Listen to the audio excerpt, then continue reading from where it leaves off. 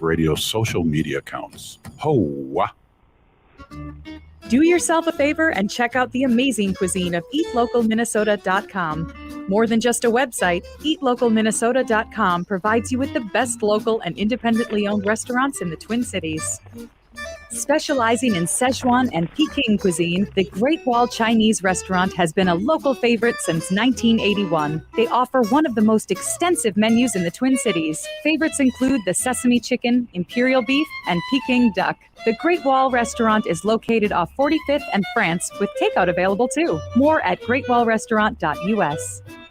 The next time you're out in South Minneapolis, make Nightingale off 26th and Lyndale your go-to dining option. It's a comfortable neighborhood restaurant that features a delicious menu of American classics, plus a wide drink and cocktail selection. Nightingale has dining room and bar seating available, plus takeout and delivery. Current hours are 5 p.m. to 1 a.m. daily with the full menu until midnight. More at nightingalempls.com. With a look at your AM 950 weather, I'm Patrick Lilia. Clouds clear out tonight with a low of 26. Then on Wednesday, sunshine with a high of 47. Make this holiday season extra magical with an Eat Local Minnesota restaurant or food purveyor. Perfect for all occasions from family to friends to work gatherings. Visit eatlocalminnesota.com to see the list of restaurants and food purveyors. Portions of the following program may be pre-recorded. The views expressed and the opinions given by the individual host, guest, random reptoid, or chupacabra may not necessarily reflect those of AM 950 Radio, its affiliates, or its sponsors. Now, it's time to step into the unknown.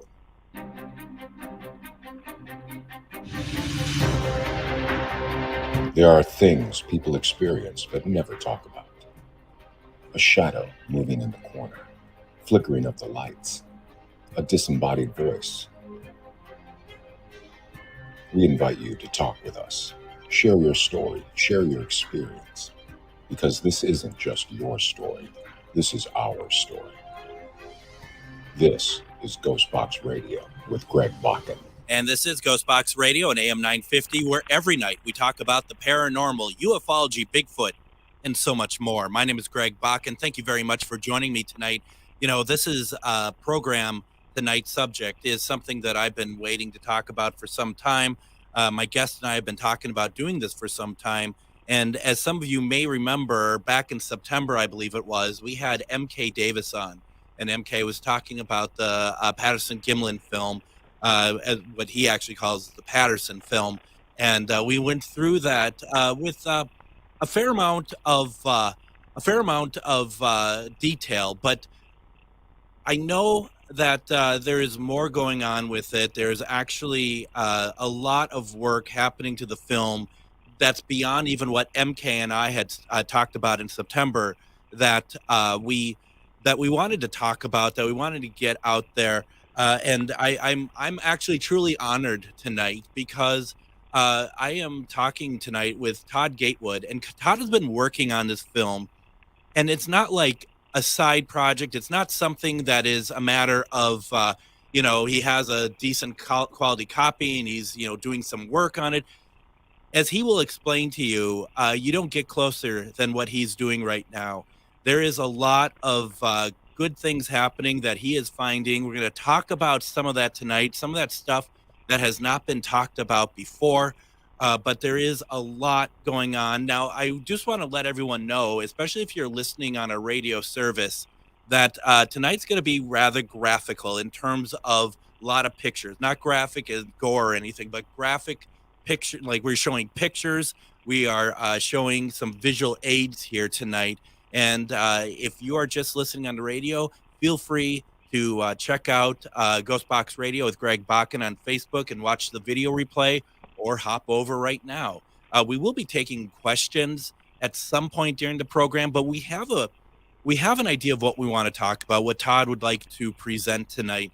So we're just going to kind of fit things in as we can, but there's a lot of stuff that I know that Todd wants to get to, and we're going to get to it right now. Todd, welcome to GhostBox Radio. Greg, thank you so much. It's an honor to be here. Really. You are bubbling again, funny enough. Oh, my goodness. Oh, no. Wouldn't you know? Sorry. You want to try the same thing? And yeah, let's try that again. Let's try that again. We believe actually that Bigfoot is stopping Todd from talking about the Patterson-Gimlin film, and that's just, this is how it goes. Let's get him back on here, see if that helps. You're back. I think that worked. I'm back and not so bubbly, folks. Great start, right? Right. Well, as I was saying when you're gone, I mean, I think it's Bigfoot that doesn't want you to reveal the secrets of that film. But why don't we start wherever you'd like to start, but also, a little bit of background, please, if you will. Sure. Maybe Bigfoot does want the things out. Once again, thank you very much. It's an honor to be here as a fan of the show and you. It's just a high honor. And the listeners, thank you for letting me talk to you guys tonight out there on the plains of Minnesota and around the world. It's an honor to have you here. It's that time of year, so I'm going to say this real quick. I encourage everyone out there to feel good and do a good deed, such as maybe donate to Shriners Hospitals or St. Jude. I want to thank a few people also before I get going that are important. My wife, Ginger.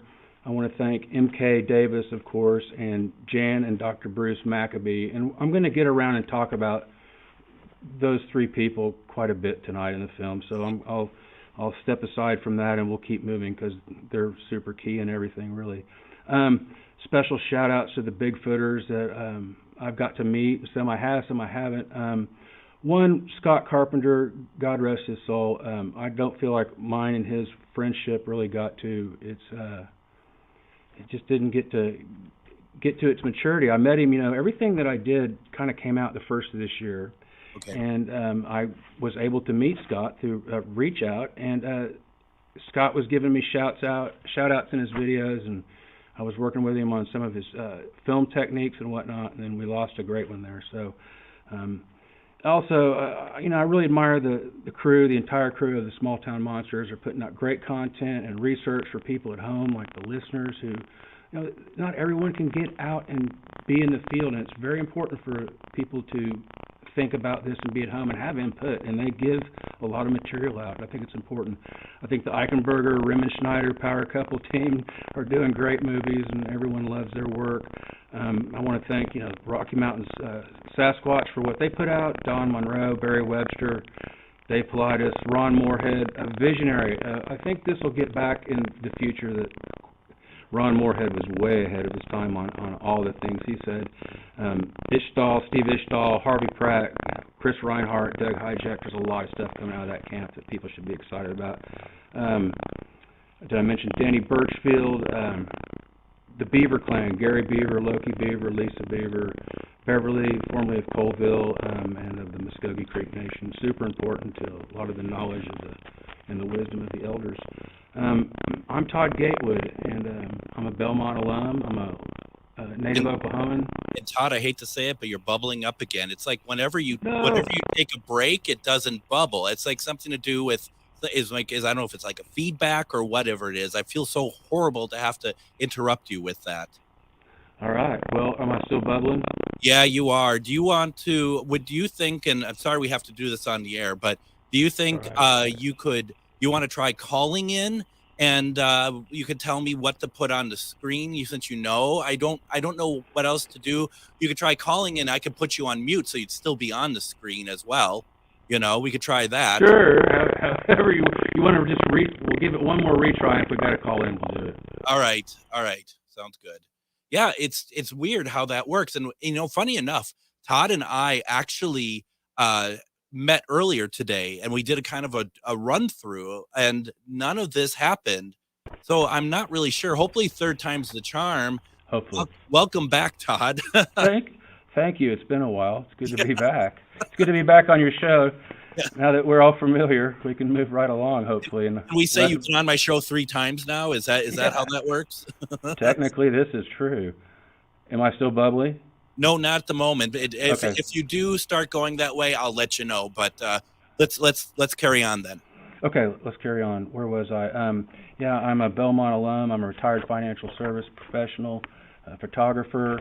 I'm a archivist, museum archivist, and specialize in developing photographs on Kodak Ectolure G paper and Marshall oils.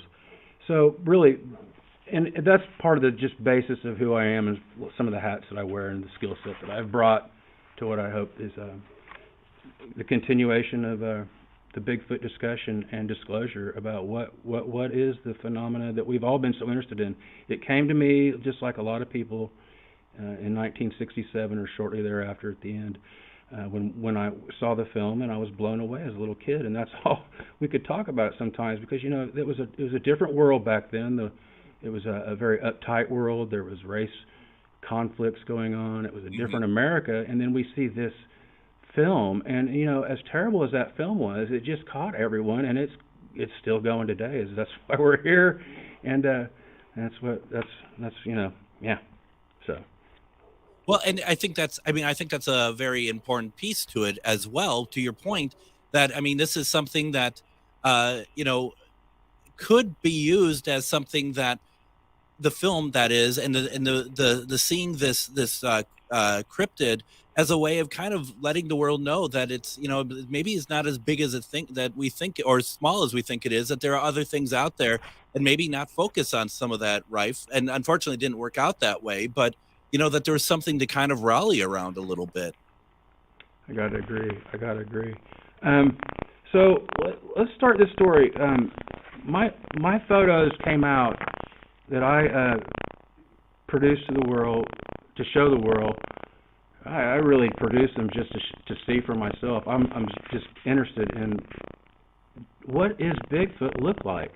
Yeah. And being interested in computers and having worked in them my entire life, every time something came out, whether it was back in bulletin board days, file sharing, however you had to collect it, I saved it and tried to work on it a little bit, just tried to get something from it, And that passion kept on. It really hit earnest and got going in the last 3 years, and I was able to really make some big progress through collecting some great images and going through the list of who's who on Bigfooters.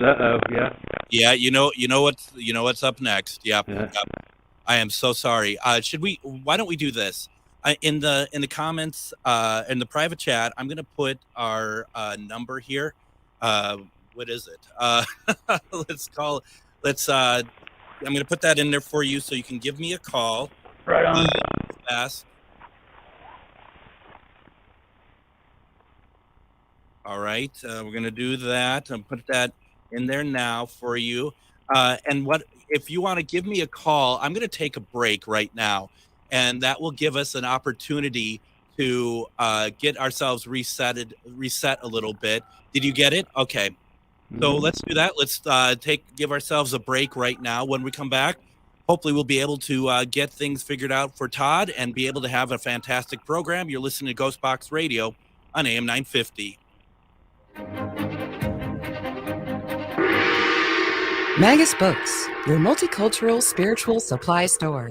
Stop in and expand your horizons with books, classes, readings, and supplies at magusbooks.com or in our shop at 1848 Central Avenue Northeast in Minneapolis. From the best incense statues, we have supplies and books for your spiritual explorations. Come in and chat with our knowledgeable staff and get what you need. Whether you're fighting ghosts or opening your third eye. Check us out today at magusbooks.com. Hello, I'm Jody, also known as Witch Jody on social media. I opened Midwest Witchery and Healing in historic Stillwater because as a nurse, I love to help others. When you come and visit Midwest Witchery and Healing, you will find everything from divination and magical services, classes to ritual tools, jewelry, candles, witchy gear, and much more. My store is a safe environment, all on their own unique path. Look for the purple door. Find out more at MidwestWitcheryHealing.com. Oh, good Lord. Metamorphosisconnections.com is an online directory of the best holistic and metaphysical practitioners to help you make your most informed choices. You can search metamorphosisconnections.com for classes, events, wellness and life coaches, plus metaphysical products and shops. You can also search for a wide array of healers from all modalities, including EFT, sound healing, energy healing, light therapy, ancestral healing, shamanic healing, reflexology, past life regressions, hypnotherapy, yoga, and more. And if you're not sure where to start, the search feature on metamorphosisconnections.com is tailored to help both those who know what they are looking for and those who are just starting. Come explore the possibilities for your higher self by visiting metamorphosisconnections.com. Their experienced practitioners can guide both beginners and those that are already on their spiritual journey. That's metamorphosisconnection.com, your link to direct you on your spiritual transformation. If you go to shoprainbowrd.com, you will find an amazing variety of adult novelties, literally thousands of items that you can peruse in the privacy of your home and have shipped to your door. Plus, in the store, you can find swimwear, casual wear, underwear, everywhere. Rainbow Road is located at 109 West Grand Street near Loring Park. Gift cards are available for the hard to shop for. Go to shoprainbowrd.com. Now the moment of truth, as whether or not I actually know how to use this board and bring on Todd back on the air. Todd, are you with me? I'm here. Can you hear me now? Yeah, I can hear you. You're coming through loud and clear. All right, so now let's do this again. I think we should be just fine. Todd, take it away, please. All right. It's a little challenging on my end because I've got a slapback thing happening. And I'm going to try to remedy it real quick. I'm going to turn my volume down here, Greg. Yep, just mute it. And proceed from that way because I got to pull one of these out. I can only do one. Sounds good.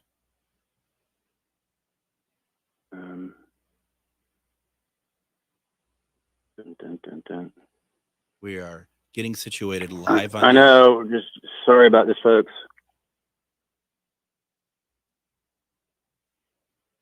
Put these guys here. Hold on. So what we're talking about tonight. I'm gonna mute him there. He got himself. Okay. There we go. I think. Nope.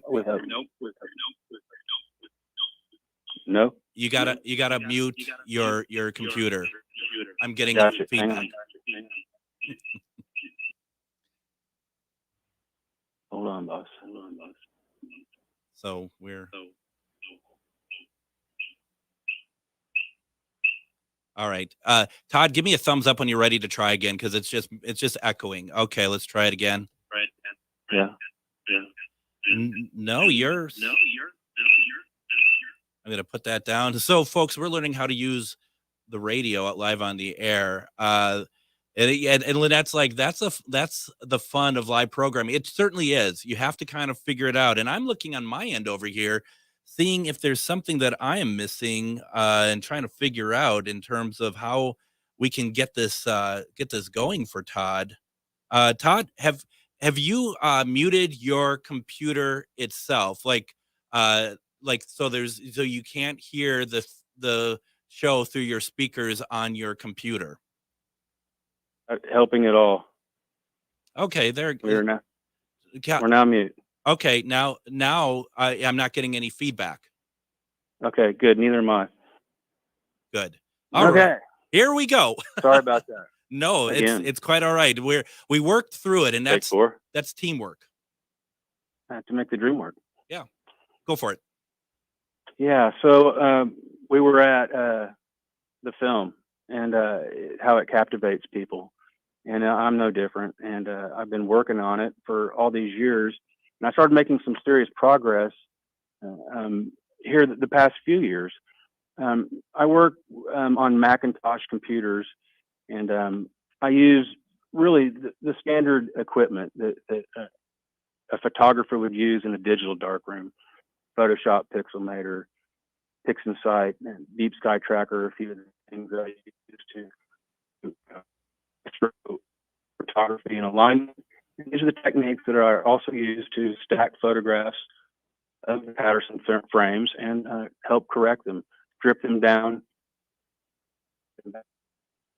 I'm doing this, I didn't know the whole world of Bigfoot even existed online, for Facebook, YouTube. I saw it on the big network shows, of course. And, whenever I could see that or watch that. In a rural area, I don't do a lot of television that way or live streaming because we just didn't have it out here for a long time. Yeah.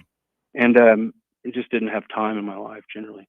But as much as I could, I would, and followed it. And as I started to work on this, I started to do some different things and searching for it. I really got serious. I started looking, and I wanted to know who was who. And I've been collecting for a long time memorabilia in the form of, some people collect letters from famous people, presidents, celebrities, whatnot. And I've collected a lot of communications from the people in the Bigfoot world and some memorabilia. And because I wanted to get to know who they were on their personal level, even though I could never really know them. And it tells quite a different story on what's going on in that world. So I'm digging around and I'm looking and I'm doing file shares. Google and the internet is dead, and you can't really dig into very far there. And so you have to employ different methods. Like I said, file sharing's one. It's an older one. There's paid subscription services that you can use. Lots of servers and crawlers, and I even had a technician at one time that worked with me just because it's just gritty search and work through files looking for certain keywords for the Patterson film and file types that would say this is the Patterson film.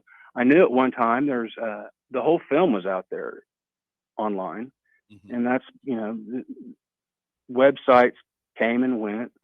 One of the key players in this whole mystery is Greg Bakun, and he had a site at one time, and I was lucky enough to get chewed out by him, so I feel kind of lucky. It was a little brush with greatness. But we'll come back to him too, because people say what you will about him. It's because of him we're here and we're seeing and talking about what we're going to talk about, and M.K. Davis and the Maccabees. So, I will say, so I'm looking around, and then I really hit this kind of jackpot. I realized I got some large images. And by large, I mean file size large.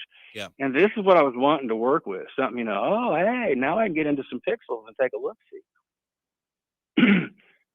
Well, I started to make quite a bit of progress. And I'm going to stop right there at the progress I was making and read something to you and then I'll come back to the progress I was making. Okay. So here we are, 2019 or so, 2020, 2021, coming up 2023. And in 1980, in 1981, this was all being debated. This was all being talked about. What was on this film? Let's admit, what we saw was a crappy copy. Mm-hmm.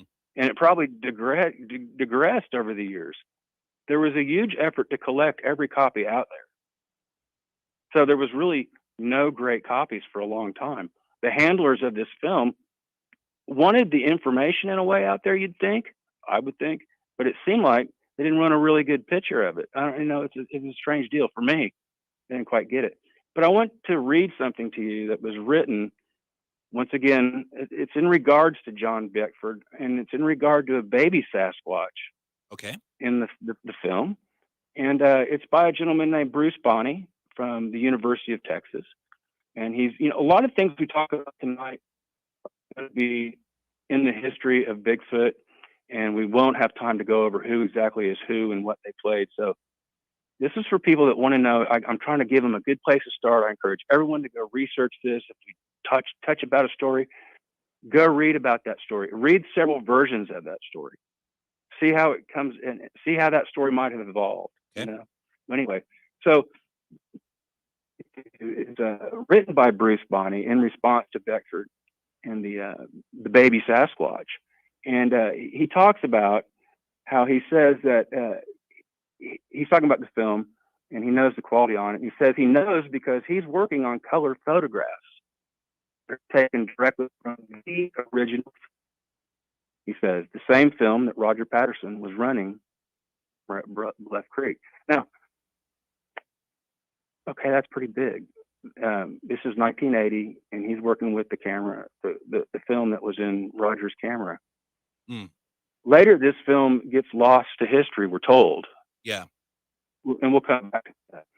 But in 1980, we know right where it's at, and it's actually Roger Patterson and Eric Beckford were quite close, and we're going to learn more about that. But Chris Bondy goes on to say, in January 19,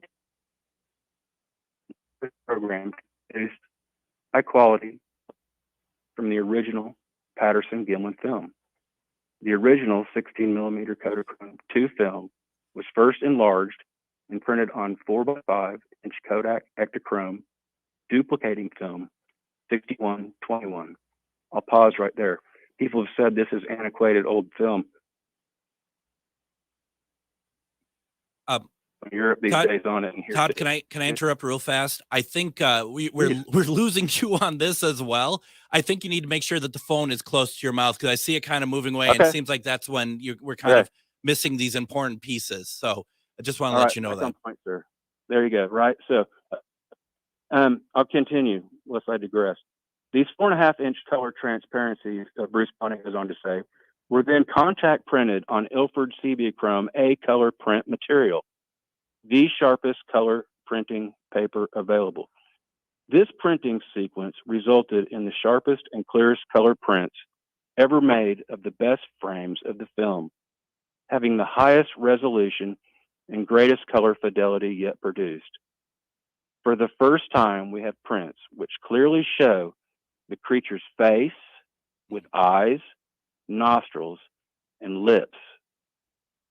Wow. Yeah. Right? Yeah. Right. He goes on to say the maximum limit of anatomical resolution in the 3 sharpest Chrome prints is about 1 centimeter. 1 centimeter, meaning the details of the creature's body larger than 1 square centimeter are visible. So that's exciting. But where is it? I want to see that. Don't you? Yeah. Yeah. So, it's just irritating for me as a photographer. I looked at these frames and I looked at that film, and I'm not pleased with what I'm seeing. It didn't make a lot of sense in a lot of ways. I didn't, so here I am. I'll stop. I'm chasing down this film, and I get a great copy, and I find it had come originally a long time ago. It's not available there anymore, from a gentleman named M.K. Davis. And I looked him up. He's easy to find. He's on Facebook, just like I am. And I reached out. I had a list of Bigfooters, who's naughty and who's nice, and I reached out to a bunch of them, and none of them were nice. A lot of them, they're just, the Bigfoot world's full of angry people, and I don't get it. The UFO world seems a lot nicer, but MK was a real prince. He's a really nice gentleman. Yeah, he's not selling any books. He's not monetized on his YouTube channel. He's out there for the truth. He's wanting it like the rest of us. Well, I contacted him because one thing I began to notice was all the plagiarism involved. And I knew my images that I used his as a base of, I'm layering images and so forth. It's not fair to say I just did that. Yeah. So I wanted to call him and say who I am, what I'm doing. And we struck up a friendship. So that was we spoke for weeks, and because we were hitting on a lot of the same cylinders and same things that I was seeing in the film. He'd already gone down that road, and I didn't know that, like I said. So I told him, yeah, you could tell people who I am and all that. I don't mind. It's okay. At the time, I had a Facebook account that was under my dog's name because he's a purebred champ, and I was just keeping up with the 40 or so people in his litter mates and trainer circle and whatnot, breeder and whatnot. And MK, and so at one point, MK, we were looking at frame 352, and I said, he said, that we were talking about the color of her, and she was awful black in that frame. And we were talking, she's not really black. She was more, as Roger said, kind of a rusty brown, I believe, reddish brown. And there was some prints out there that they'd been able to strip out or got a copy of it, and were able to get that level of color back up and out. And he said, let me shoot that to you and see how that goes. And this is after weeks talking.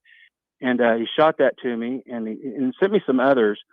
And from what I was doing, and I've been talking to him about my technique, and it's really, and this is the crux of it. Here is a lot of it is people just he started showing people and talking about it, people screamed AI. Oh wow. And it's just an insult because there's no AI. Computer's not that smart, and you can't just go grab that image and punch it through any AI program and get anything out, because it just doesn't do that. Yeah. Upscaling is a different thing, and upscaling is not AI. It's the equivalent. If you're into music, it's the equivalent of a hole in a compact disc that's going over a CD player, and when the laser beam reads it, it fills in that hole. You never hear a pop or a skip or a foul note. And upscaling compresses an image without what I call upscaling it, compressing it. Yeah, it makes it bigger. And there's pretty technical, but that's what it does. And hey, it looks great. From there, I have several methods that I use where I will take them and I will upscale some images. I will downscale them. I make layers. There is no one way. You got to understand, when you're working with the Patterson film and frames of it like I have, it's the equivalent of doing full auto body restore work on junkers and restore, and you're really trying to produce cream. Mm-hmm. And I was getting the traction. I called MK. He shot me this stuff. I shot it back to him, and when I shot it to him with the frame 350 as well, he was blown away, and we all were, and still are. And he couldn't wait to share it, and he had to put it under his laser eye to examine it to see what have we come up with. And nobody has done a better analysis of my work than him. Yeah. And I jump over to his website, folks, and he talks all about it, why it is what it is, and it's a whole show on its own. My point is, I want everyone that's listening, people who are interested in Bigfoot, to see Bigfoot. That's what I want to do. You did too. I mean, oh yeah, no, that's... look, for years Bigfoot was wearing a ski mask. Right. It's like, that's a terrible picture. And so MK started talking, and pretty soon instantly my name was out there, and there were just people saying terrible stuff. He's out there by himself with this, and then they figured out that I was my dog's profile on Facebook, and they were assaulting my dog and encouraging people to dox my dog. Oh. This is the kind of hate in Bigfoot where it's like, people, steer away from the negative, folks. Use that block feature. It's really, really handy. We can get rid of a lot of groups mess if we just block them. But and they were saying terrible things. They would reach out and say things to me, take things out of context, and I just, I had to get a little bit used to it. But so Todd Gatewood, as my Facebook account, got reopened up so I could clear my dog's name and address some of these issues. So here I am tonight, and I wanted to, say, yeah, I'm the guy that put this out there. So one of the things that I saw, and we'll get to the portrait part of it, but I want to talk about the technique. And I just want to make sure you understand, we are about maybe about 5 to 6 minutes before our next break, and then we only have one more segment left. So I want to make sure that we're getting in as much as you want there, Todd. Right on. Well, we'll do the best we can tonight, won't we? Right. Okay. So where was I? One of the things as a photographer, and a technique that we use, and Greg, as I'm talking, you can feel free to bring this up and then slam me off to the commercial break, and I'll pop back in when we're done. But there's a technique, ladies and gentlemen, that people use, photographers use, old-time photographers, and I was trained by old-time people. It's called Vaseline lens, and it's out there. There's plenty of information, and it's where a photographer would take Vaseline and put it on a lens and develop a picture. When I looked at the Patterson frame, what I saw was someone that had manipulated the frame, maybe taken the frame, photographed it, done Vaseline lens to it, and then reinserted it in a film format. I'm not quite sure. I have some theories, like people, but so I was seeing that right off the bat, and so one of the things that came apparent was when frame 352 really was brought about and hit its peak, which is the best version of the frame out there. There's no question. even by the clarity in Dr. Meldrum's papers, they've got a scale on what makes it clear with these certain branches and the certain fuzziness, and the amount of clarity they're able to reach has not ever been touched by what I've got. And it's exciting, and it tells you something too, that there's a better version of the film out there. And we're dealing with, because when you're dealing with film, well, we're getting ready to go to break. I know. Right? Well, no, we're fine. But I'm wondering if is there anything I can put up on screen to show? Because we keep referencing frames, and I don't think people know what we're talking about. Put up while during the break. Let's put up that double Vaseline lens frame of the two versions. We'll talk. People can look at that during the break, and we'll talk about it when I get back. All right. Why don't we go ahead and do that? Because I think we'll just put as much as we can to the end of the program. We have one more segment after this. Let's go ahead and do that. We're going to take our break. When we come back, we're going to finish our conversation with Todd Gatewood about all of this Patterson-Gimlin film. You're listening to GhostBox Radio on AM 950. Hello, I'm Jody, also known as Witch Jody on social media. I open Midwest Witchery and Healing in historic Stillwater because as a nurse, I love to help others. When you come and visit Midwest Witchery and Healing, you will find everything from divination and magical services, classes to ritual tools, jewelries, handcrafted candles, witchy gear, and much more. My store is a safe environment for all on their own unique path. Look for the purple door. Find out more at MidwestWitcheryHealing.com. In the heart of the Northeast, there lies a hidden beast, a dragon's lair at the crossroad, guarded by the maiden Mother Crone. A treasure trove of spells galore, discover incense, books, jewelry, and more. Just as the oracles foretold, this is where your mystery unfolds. As the shadows creep and the veil gets thin, do not fear what lies within. Magus Books is where your journey begins. Visit us at 1848 Central Avenue Northeast in Minneapolis, or online at magusbooks.com. If you own a holistic or metaphysical business and are looking to expand, then you need to be listed on metamorphosisconnections.com. It's a network where you can grow with like-minded practitioners and reach new clients. Metamorphosisconnections.com is an online directory you need to list yourself and your business. Our platform makes it easy for you to create listings of your products and services, and you can also choose to list your classes, events, and so much more.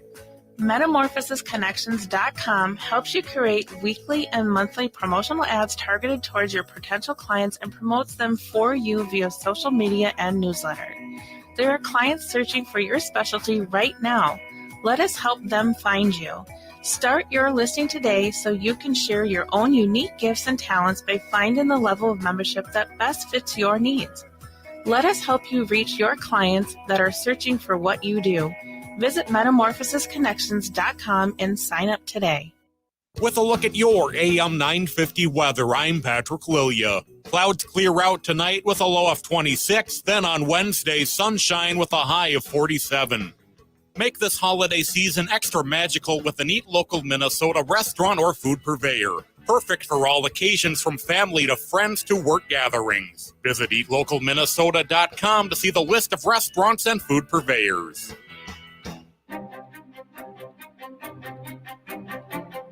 And welcome back to GhostBox Radio on AM 950. My name is Greg Bakun. Tonight we are talking about the Patterson-Gimlin film, and we have Mr. Todd Gatewood on, who has done extensive work on it. We have up on screen something. I'm taking it down for a second. And Todd, just let me know what you want me to have on screen while you're talking. That is not a problem. And also, so you have an idea of how much time we have left. We have roughly about 16 to 18 minutes left of the program. So that if that helps you kind of figure out the timing for the next for this last segment.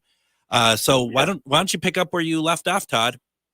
All right, listeners, we have a lot of information to cover, and I'm going to try to chainsaw through it, but more later, of course.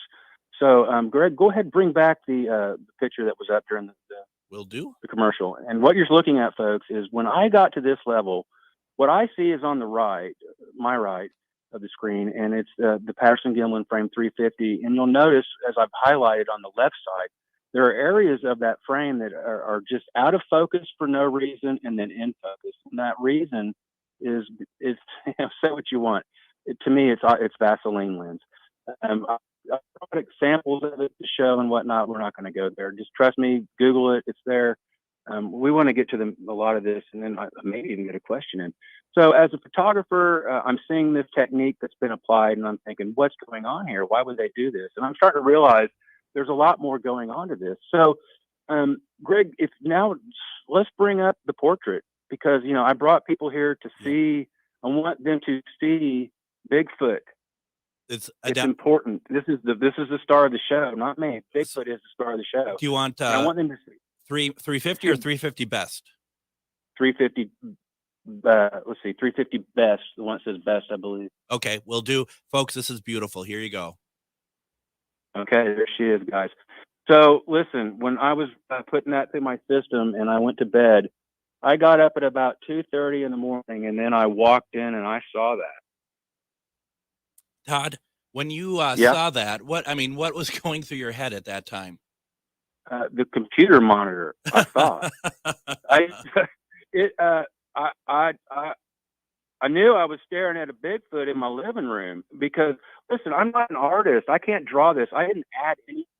There's nothing else on. I'm doing standard old time stuff, working with the best frames I can, and then here we are, and I see her, and look at her face.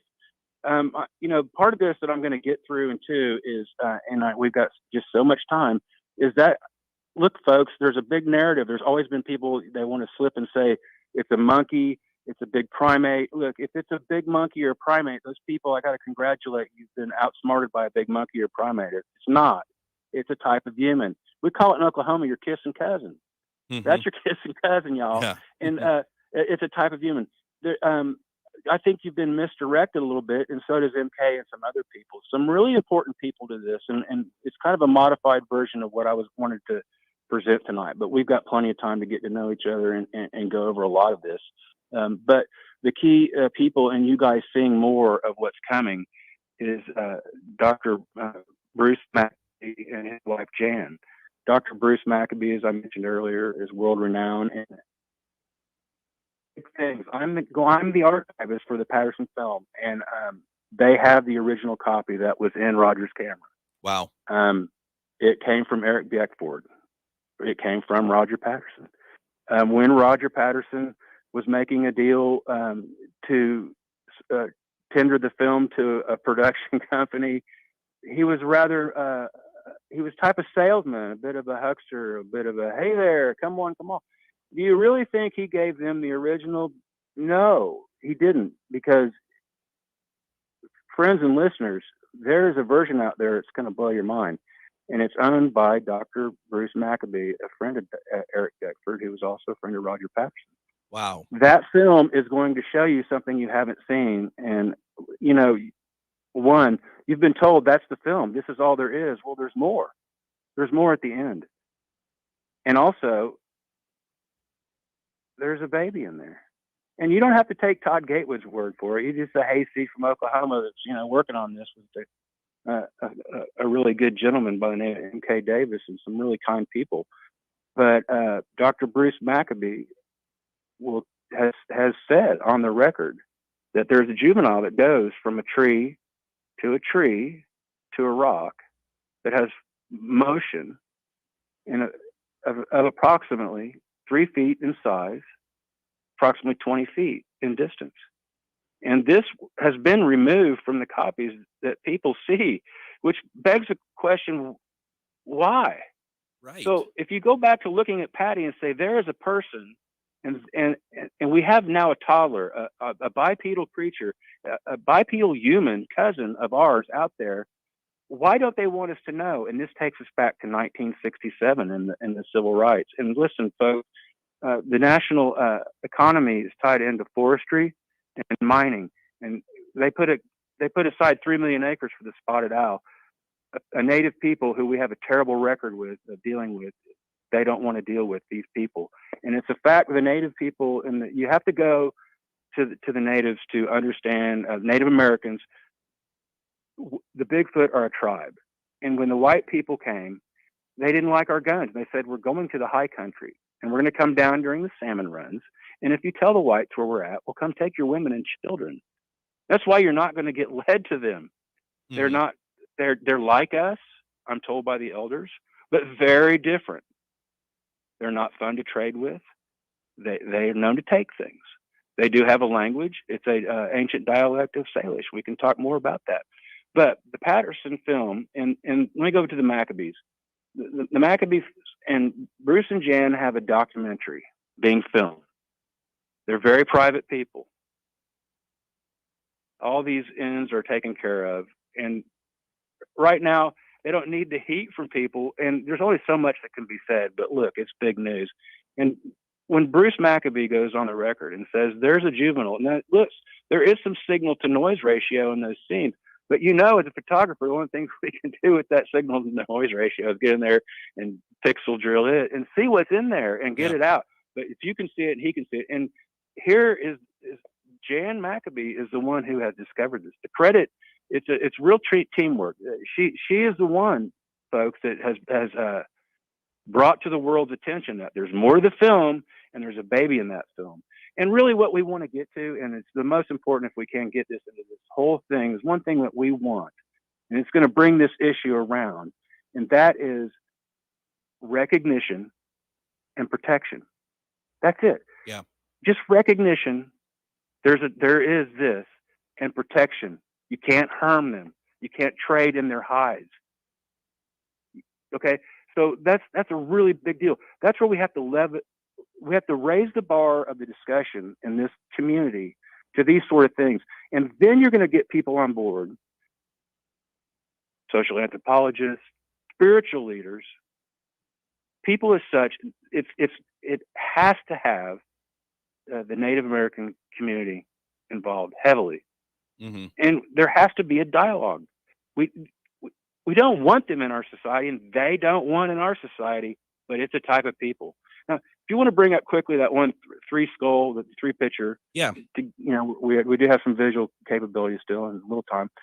Every people, the handlers of the film and the people that the handlers put out might have said,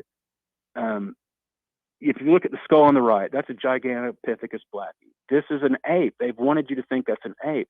But look to the left. They've also knew that there was a Homo heidelbergensis. And that's a little smaller one. But, we don't know what age that one was that we're looking at, that fragment. But look at that skull. And which one does her face belong to? It's pretty obvious. You don't need an 8-year degree to figure this out. So it's got to get moved along quicker. People have to recognize this is a type of a human. Yeah. We have to protect, and then we have to develop dialogue.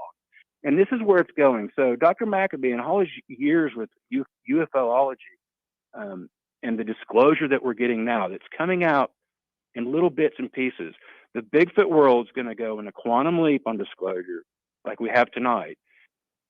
Folks, there's more film. There's a baby in there. There's humanity incredible. Here. Yeah. This is not a discussion for people to go, is she 6'3"? How deep are the footprints? It's not that discussion. That's a distraction. If you take I know as a farmer, if you take a bunch of chicken feed and throw it in the corner of the chicken pen, that's where all the chickens run. And if everyone's agreeing to throw chicken feed in the corner, everyone's going to run to that corner. And if they say that it's going to be a giant ape, that's what they're going to think. It's a giant ape. And that's what they want you to think. It's not. It's a type of person. That's why you haven't got to meet them. They don't want to meet you. They don't want to talk to you. They know they can get diseases. That's a whole other topic. So there's a lot here. We're trying to unpack a bunch, and I'm trying to motor mouth through this, man. So how am I doing? You're doing good. Okay? And I just want to say real fast, Jan is listening. I don't know if you know that she's watching tonight. Yeah. I haven't looked at anyone's comments, but we spoke before the show. Real fast, she just says, yes, because Bruce thought I was crazy saying that there's a baby walking until he saw it. He said that once you see the juvenile, you cannot unsee it. Yeah, don't take Todd Gatewood's word. Take Bruce Maccabee's. Look, and so this is a team, and we're working. MK is going to be involved. We're all involved in this. I'm not telling you if it's been done, where it's at, because that would not be good. We need to have, Christmas is coming, kids, and be good. There's a lot of good surprises for 2024 soon. And, soon as, Kid Before Christmas or Led Zeppelin time, maybe closer to Led Zeppelin time, but it is coming. And go put Patty back up there on the front. I want people to see her face. Go wake up the kids. Wake up Granny. Y'all wanted to see her. I've been wanting to see her. Look, there she is. Harvey Pratt. an Oklahoman, forensic sketch artist for the OSBI, co-author with David Politis, the Hoopa Project, has sketched many eyewitness accounts, and you get this type of feature, human features. The ape narrative did not come from most witnesses. It came from John Green and the people who came in right after all this scenario and tried to create a narrative, and they did a darn good job, and they kept it going. But too many people are interested to find out what really happened. Why is the film so jaggy? Why does it run? Look, I saw that film and I thought, what's wrong? Where's the rest of it? Why is she walking into the woods? Why are we on the sandbar? Now we're far away. That makes no sense. And they say it's never been cut. I can prove it. It has. So can MK. We're going to get to that. How are we doing, Greg? We want to take a question, 2, 3. Yeah, because we're about 5 to 6 minutes out before the end. Just kind of looking through real fast here. We could always, and definitely if Todd wants to come back on, we can talk more about everything. It's interesting. I don't see any questions, but we do get a lot of comments. Lynette says that the eyes are once we showed the picture, the eyes are very big and clear. On NPR, they were interviewing some people that personally saw Bigfoot, and the two men said that it looked very clearly at them with these big expressive eyes. They said that they were too scared at the time to enjoy the experience. The thing is, Todd, that picture shows someone with emotion, doesn't it? That picture of her. Yes, my friend Beverly, when she saw one in the middle of the stream, that was what she was taken back by, the eyes. When this came out, people were seeing a man with a mustache in the eyes. I didn't even see that, and it's like, look, guys, I don't know. I can't tell you what's there because I do what I'm doing with this, and this is what came out. It's not drawn, and I'm not an artist like that. Okay, I wish, but so no, this is what we have, and it's just amazing to me. She is really gnarly looking and big and scary. Beautiful in her own way. So, hey. Absolutely beautiful. Absolutely. Yeah. And Doug just says, and I think you all are gearing up for this. He wants to see more of this. And and that's what you all are providing. Yeah. It's coming, guys. It's coming. Lots of good stuff. And I want people to see this picture. They're still showing a lot of these crummy shots. Hey, show some of the good Davis Gatewood work. And there you go, man. Look at that. Look at the background. See, I do have a background, landscape photography background, and this is stunning. There's so much detail in here, and we could go over it, but there's tracks, there's tire tracks, there's bloody dog prints, there's hand prints, there's all kinds of goodies. There's people that see Bigfoot in the background. I'm not sure, but we're going to see a lot of things, and we're going to see better copies, and we're going to see it that in a manner that people want to see it in the 2020s, 2024, 2023 coming.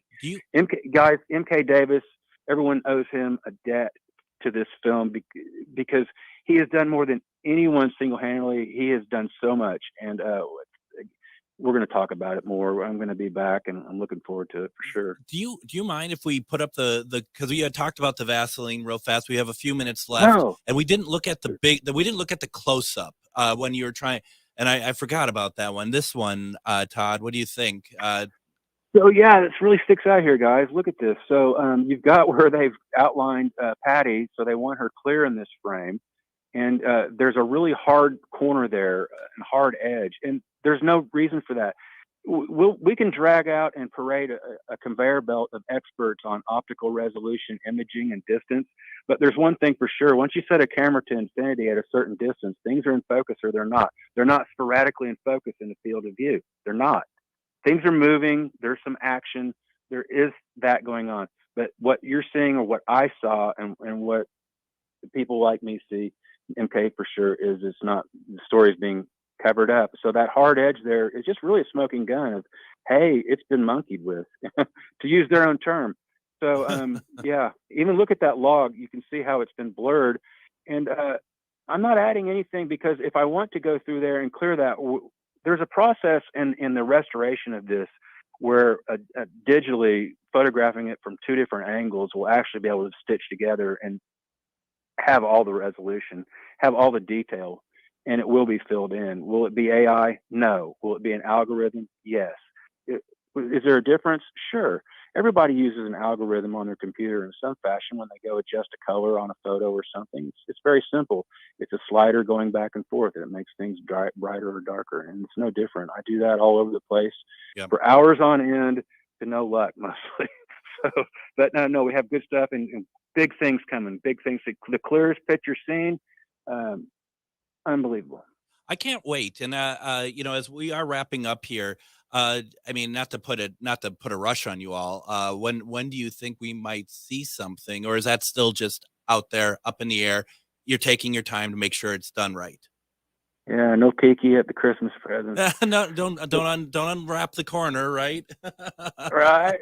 Soon. There's still a lot of traction to this, and there's people out there. I want to talk to them. I want to work with you. I don't know who you are, but if you know there's no box, you can think there is no box, because there's no box to think outside of. I know there's people out there that can bring things to this discussion and help. They're out there, and let's have a discussion. I'm easy to find. So and stay positive, everybody. Stay positive. And if you can't find Todd, reach out to me and I will direct you to him. Todd Gatewood, we are out of time. Let's talk a little bit afterwards, see how we can go forward with this. Todd, thank you so very much. Thank you, sir. Oh, really appreciate it. We're going to have him back on tomorrow. We're talking about the JFK assassination and not the conspiracy theory. Everyone, have a good night.